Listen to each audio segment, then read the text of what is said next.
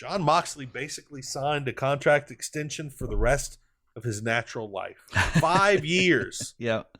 Which apparently to a lot of guys like Andrade and apparently they look at that as a life sentence. But 5 years, enthusiastically signing for 5 years. Mm-hmm.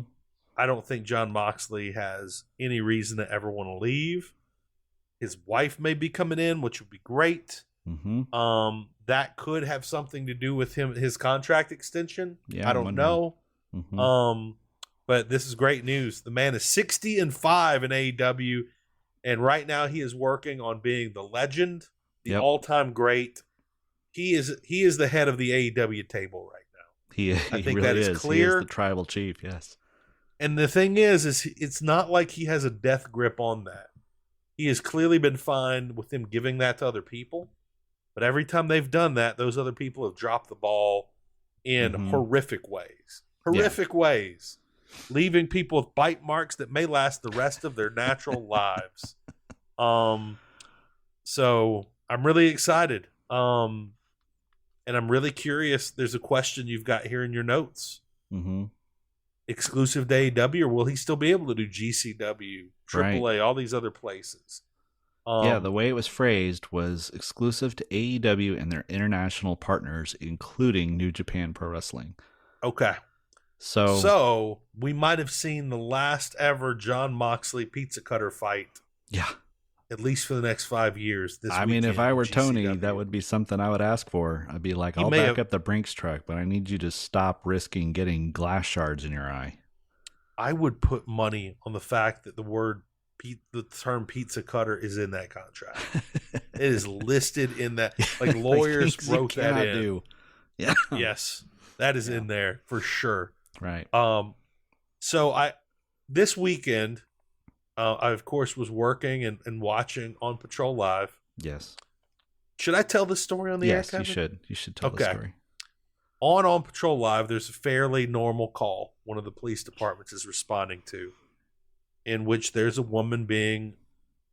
Actually, no. I think there was a woman trying to stab some people, but that is kind of common. They get there, and it takes them a while to track her down, and then when they finally get her, she's like in a bra and some like cut off shorts, and not the person you want to see in a bra and cut off shorts. Mm-hmm. And she's now bleeding, and the police are trying to take her in.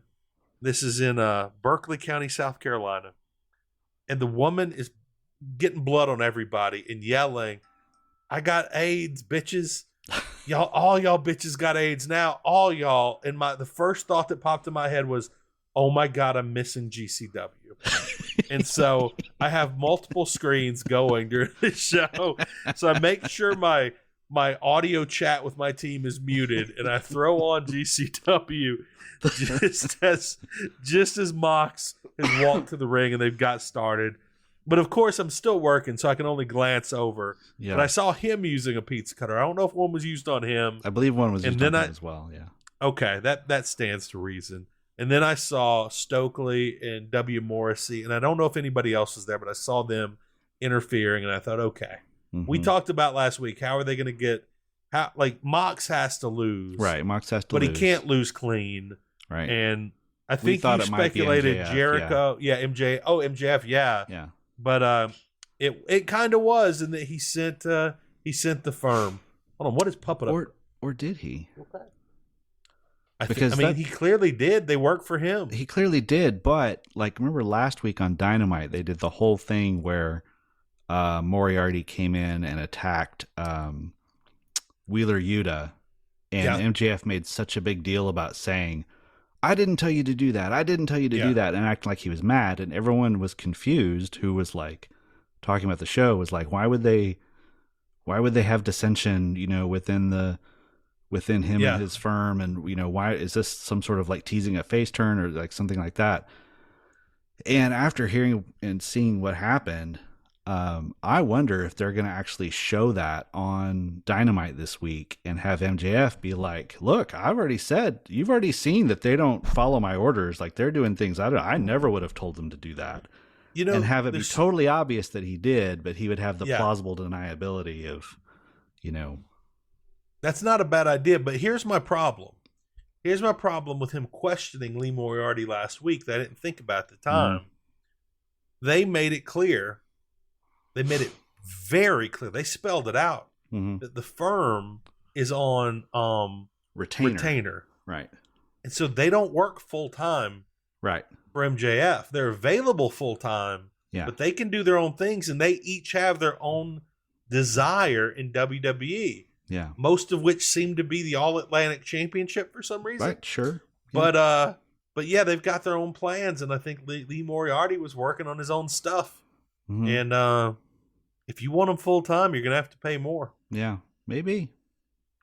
I don't know. Maybe that could end up being a turning point in their. I think like Max MJF feuds kind of follow a pattern.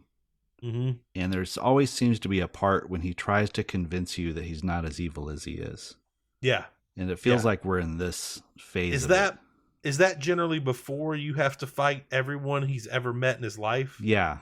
Before you can get to him? Typically it's right before you have to fight everybody and go through this series of obstacles to get to him. You know, here's something else. If you wanted to do it, not only is the firm, you could put this completely on MJF if you wanted to, because not only is the firm in the employ of MJF, Nick Gage has taken money from MJF in the past, and thus has that built-in relationship. He was owed a favor. Exactly. Right. This could have been MJF paying him back. That's right. Without even actually having to lift a finger. I think the important takeaway from this GCW match with Moxley and Gage winning is... I started to drink water when you started to say that, and I realized I better hold off just in case. The important thing to take away is that we are now free and clear for GCW to do the dream match of Nick Gage versus Luigi Primo that I've been calling for. Oh my God. That has to happen. It has to. There's never been a more obvious match to make. Oh my God. Imagine Louis Primo. He's spinning the dough. Right. And he like tosses it on top of Nick Gage, and it's hanging over his head. Right. It's over his shoulders, and he seems to be obscured. Trapped. Yes, he can't. He's trapped. He can't even breathe. He's down for the count. Yes. And at like 2, he just starts cutting his. You see the pizza cutter. You just see the pizza cutter come through the dough. Can you imagine the crowd pop? The visual. The place. That the crack GCW video production team will get. Oh my God! It would be like a bad Brazilian soccer game where they just start lighting the stands on fire. Just fires would break out everywhere in whatever bingo hall they're in. Yep. Oh my God! I'd love to be there live for that.